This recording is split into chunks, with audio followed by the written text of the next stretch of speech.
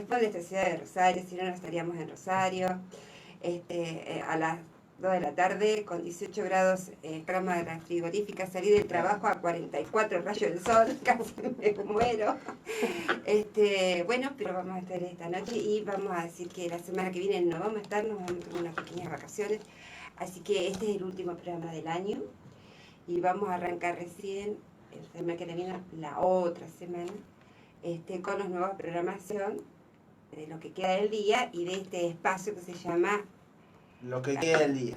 Lo que queda del día y este espacio que se llama La Última.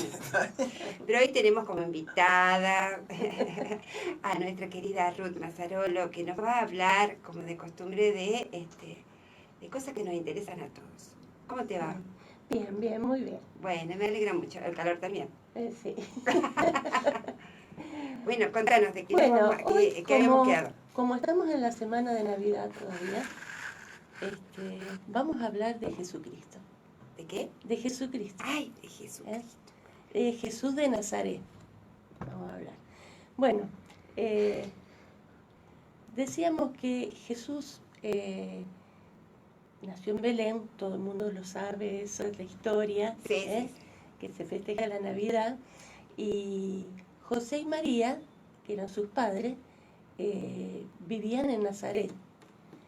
¿Y por qué nace Jesús en Belén? Nace Jesús en Belén porque por un edicto de César ordena a todas las personas ir a su lugar de origen para empadronarse por un nuevo censo que había. Entonces, bueno, José y María se dirigen a Belén y el conocido, ya que no había lugar para ellos, no había dónde hospedarse, y justamente era por esto del censo. Claro, no había lugar ya para todo. Estaba lleno, todo el mundo se había trasladado. Bueno, en este momento del nacimiento de Jesús, aparecen en escena los Reyes Magos, que no eran reyes. No. Tampoco eran tres. Ah, ¿no? No dice que eran tres. Todo el mundo dice 3 reyes. Claro, en las escrituras, sí.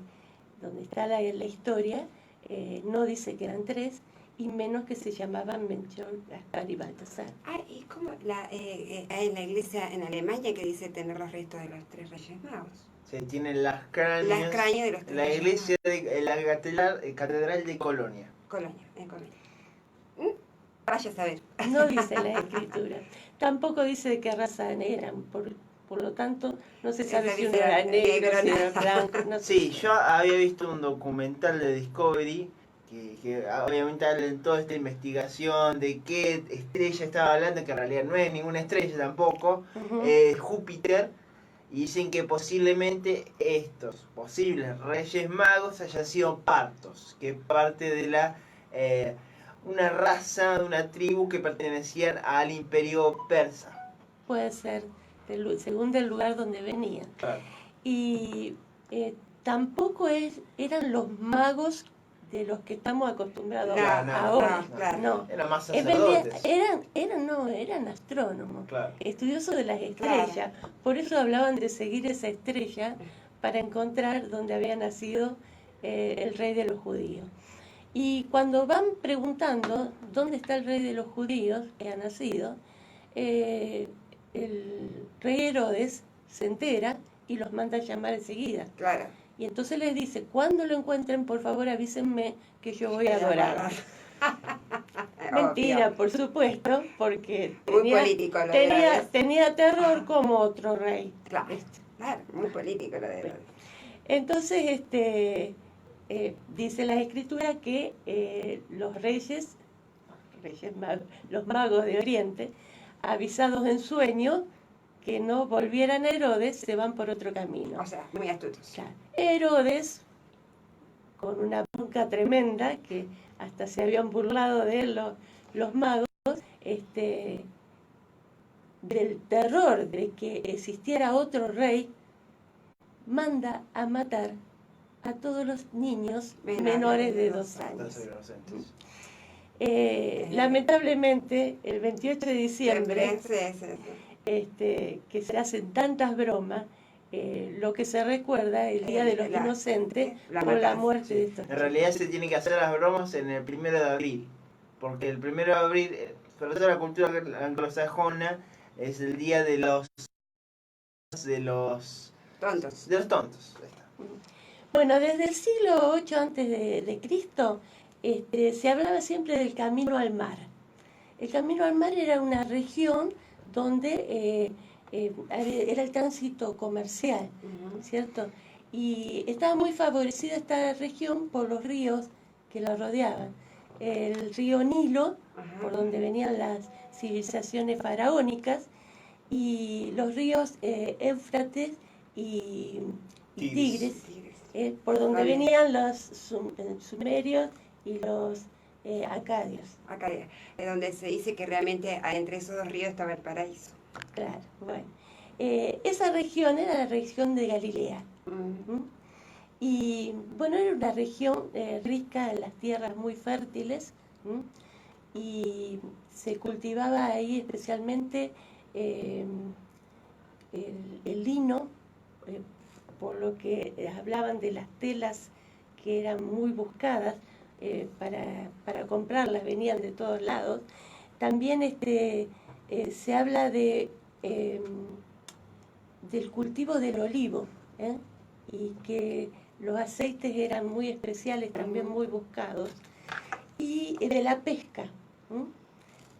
Contra ríos. Claro, los puertos más deseados eran el de Cafarnaúm y Bethsaida. Cafarnaúm, tan nombrada en el Viejo Testamento. Bueno, Galilea entonces era un lugar ideal para los inmigrantes, porque había mucho trabajo y era agradable vivir ahí. Bueno, el personaje central de Galilea es Jesús de Nazaret. Claro. Y se habla de Jesús de Nazaret que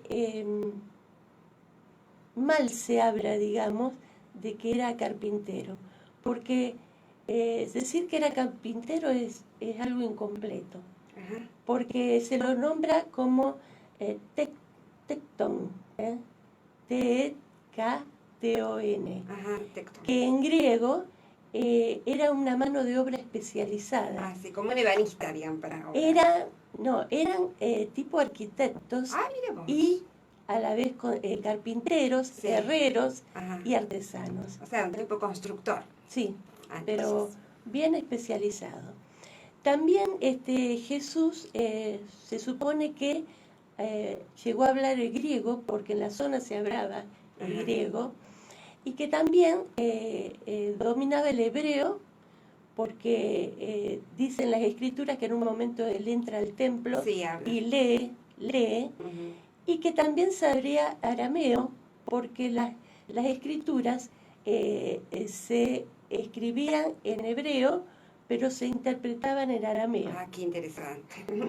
Una lengua distinguida y otra muerta. Por lo tanto, tenía bastante conocimiento Jesús, y sí sabía también leer y escribir. O sea, que no era mucho, pobre. Que no era poco para esa época, Claro. Que eran muy pocos los que sabían leer y escribir. Por lo tanto, Jesús tenía una mano de obra especializada, era una persona muy preparada, aunque no tenía títulos.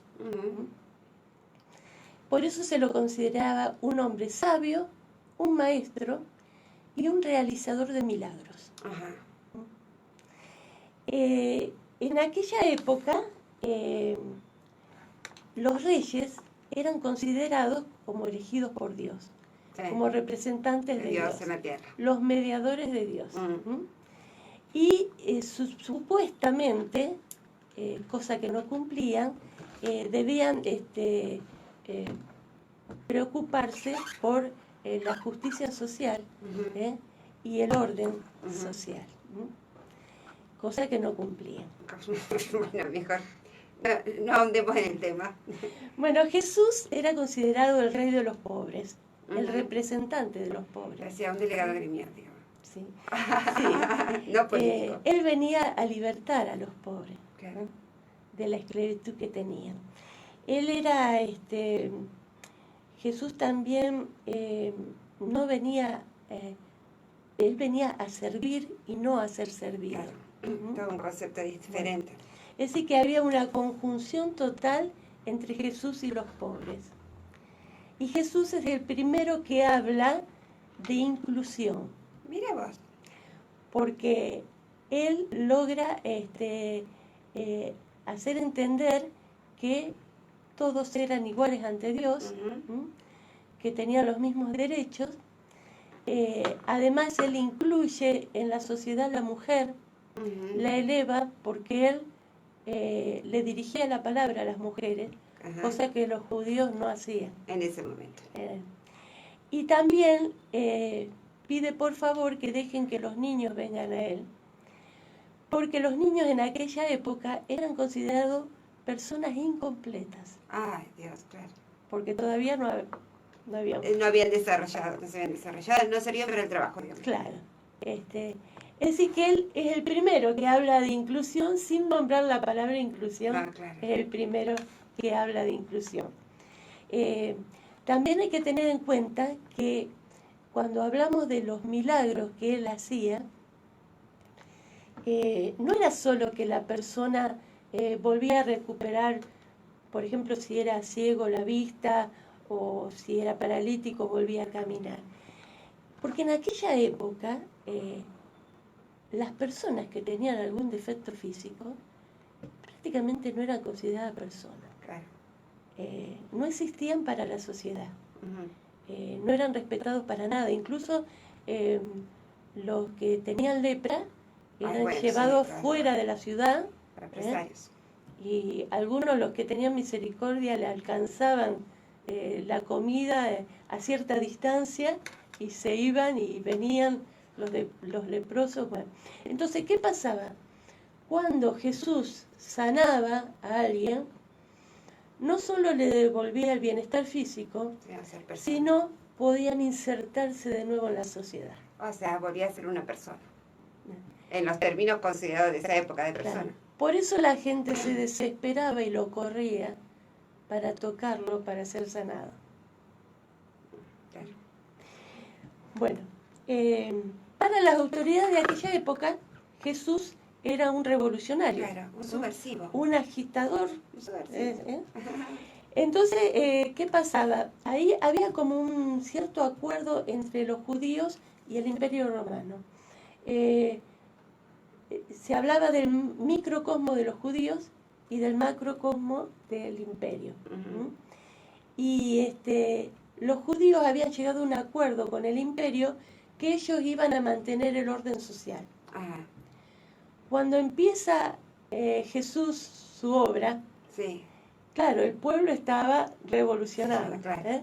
Entonces ellos tenían terror de perder Ese lugar. ese lugar que habían logrado ante el imperio, que les pertenecía a ellos, mantener el orden. Entonces tenían que eliminarlo a Jesús, porque aparte era el microcosmo de los judíos, el macrocosmo del imperio, y Jesús se levantaba como una tercera fuerza Sí, claro. de poder y que se tornaba totalmente peligrosa. Sí. Bueno, y es por eso que después cuando lo condenan a Jesús a muerte, lo condenan a muerte de cruz, porque la muerte de cruz era para todos aquellos que eran subversivos, Ajá. considerados O subversivos. sea, los que están al lado no son ladrones. Sí, pero bueno, También los habían crucificado. sí, bien, vaya a saber por qué razones lo Lo harían tuviera, claro. en cada caso, pero en general Era por ese tema. era por ese tema. Bueno, y podemos decir que en la actualidad Ujú. estamos con el tema medio parecido Sí. en cuanto a los políticos que quieren tener el poder, que quieren gobernar, que quieren, que gozan de ciertos privilegios. Ujú. ¿m? Muchos. Y hablamos también de la opresión del pueblo. Ujú. Es decir, que si Jesús volviera a nacer ahora, Tendría lo un volverían montón a de crucificar. Sí, aparte tendría un montón de seguidores. Tendría un montón de seguidores, pero lo volverían a crucificar. Sí, seguramente es así. Bueno, para terminar, en lugar de contar un cuento, vamos a recordar a recordar la historia del buen samaritano. Sí. Sí. Antes que sigas con la historia del buen samaritano, que aparte uno cuando va a la iglesia, sobre todo las misas de guardar, que se llaman, ¿no? Las festividades. Hay una parábola que si alguna vez vos la podés interpretar, que siempre me gustó mucho, que es la de Zaqueo. Saqueo, por eso lo de saqueo tiene que ver con los impuestos. Claro, sí. Yo escuché una vez una interpretación de saqueo y me quedé maravillada. Ojalá vos pudieras algún momento hablar de esa parábola. Bueno, por favor. Más adelante. Samaritano. Bueno, dice que Jesús estaba predicando y que se acerca un intérprete de la ley y le dice: Maestro, ¿qué tengo que hacer para heredar la vida eterna? Y entonces le dice: la ley conoces, los mandamientos sabes. Entonces le dice: sí, claro, amarás a tu Dios con todo tu corazón y con toda tu alma, y a tu prójimo como a ti mismo.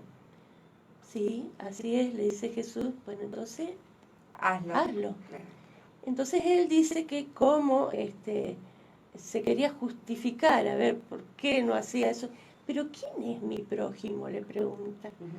Entonces Jesús le dice: bueno, había un hombre que de camino de Jerusalén a Jericó lo detienen unos ladrones, le sacan todo lo que tenía, pero no solo eso, sino que lo golpean y lo lastiman. Y lo dejan tirado al costado del camino. Sí. Entonces dice que pasa primero un sacerdote y lo mira y sigue de largo. Después viene un levita, que era uno de los servidores en los templos, también lo mira y pasa de largo. Y entonces aparece un samaritano. Y el samaritano dice que fue movido a misericordia, se acercó, lo curó como pudo, lo vendó y lo llevó hasta el mesón. Estuvo unos días con él, pero como después se tenía que ir, le dio más dinero al mesonero para que lo terminara de cuidar hasta que se curara del todo. Entonces Jesús le dice: ¿quién crees que fue el que entendió quién era el prójimo? Dice: y el samaritano. Entonces Jesús le dice: ve y haz tú lo mismo. Claro. Y en esta noche yo creo que Jesús está diciendo lo mismo, que nosotros seamos buenos samaritanos en la vida.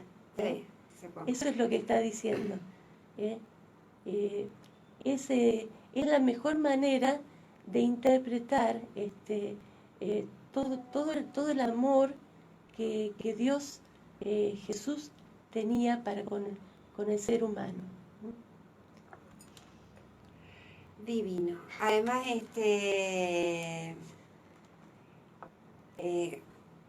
todo lo que uno escucha